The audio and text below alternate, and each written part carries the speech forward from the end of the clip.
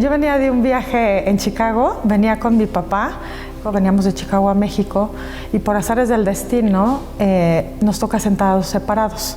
Y me toca sentar al lado de una persona que empezamos a platicar y me dice: ¿a qué regresas a México? Y le digo: a estudiar a la universidad, pero no tengo muy claro qué quiero hacer. Y me dice: mi hermana trabaja en la Bolsa Mexicana de Valores y le va muy bien. Y yo: sí, cuéntame un poco más de ella. Me dice: sí. Y le digo: ¿y dónde estudió? Y me dice: en la bancaria. Entonces, para mí, pensar que la bolsa y que podía trabajar y estudiar cerca del centro financiero, pues me animó. Entonces vine y apliqué para la escuela. No sabemos quién es, pero si me está escuchando y trabajó en la bolsa, es ella. Mi familia son contadores. Por parte de mi mamá, 3 de ellos son contadores de profesión, y yo recuerdo cuando era niña, pues les encantaba hablar de negocios, de cosas que hacían, y obviamente ser contador en la familia representaba un orgullo. Hay 3 personas muy importantes en mi carrera, sobre todo profesional. El primero de ellos, José Antonio García. Él fue el primero, él fue el que me invitó a trabajar a Monex. Alguien clave en mi vida es Guillermo Roa.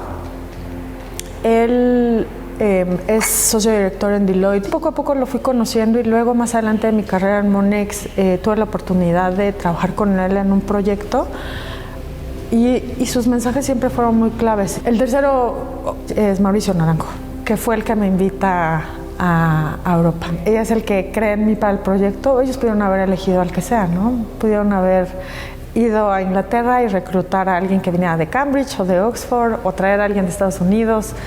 Pudieron haber escogido al que quisieran, ¿no? Pero me escogieron a mí.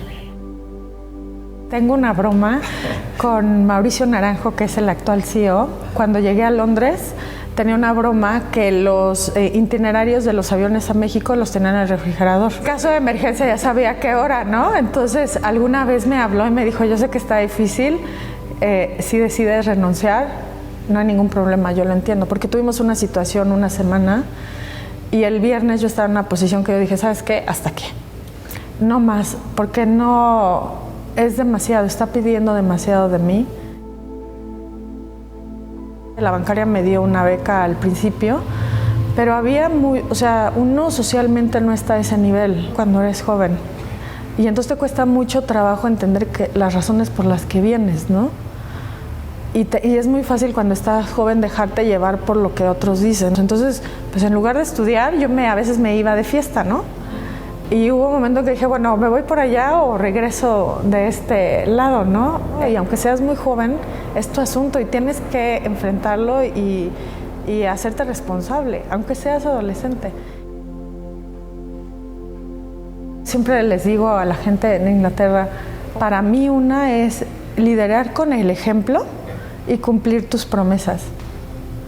Porque nadie te va a seguir si tú le dices: sí, lo vamos a resolver mañana, y ese mañana nunca llega, ¿no? La base del liderazgo, para mí, liderar con el ejemplo y cumplir mis promesas. Una de las cosas más honestas que hago es producir información financiera real, veraz y oportuna, ¿no? Y eso me hace sentir que yo le doy algo a la sociedad y que le doy algo a la empresa para la que trabajo. O sea, no va a haber sorpresas. Y lo que ven es lo que hay, ¿no? Entonces esa honestidad tan pura y tan transparente me hace estar muy tranquila y estar en la organización en la que estoy y pararme donde me invitan, porque yo no tengo nada que esconder, ¿no? Estoy contenta. De hecho, cuando estaba en Inglaterra y me platicaban o me preguntaban ¿y de qué escuela es? Y yo les decía: mira, es una escuela de negocios. Cuando yo era adolescente, si tú querías realmente trabajar en finanzas o en contabilidad o trabajar en la industria bancaria, tenías que ir a la bancaria. O sea, ibas a estar bien, ¿no? Se sabía que venías de una escuela que te daba las bases, que ibas a tener lo que necesitabas para poder desarrollar tu función.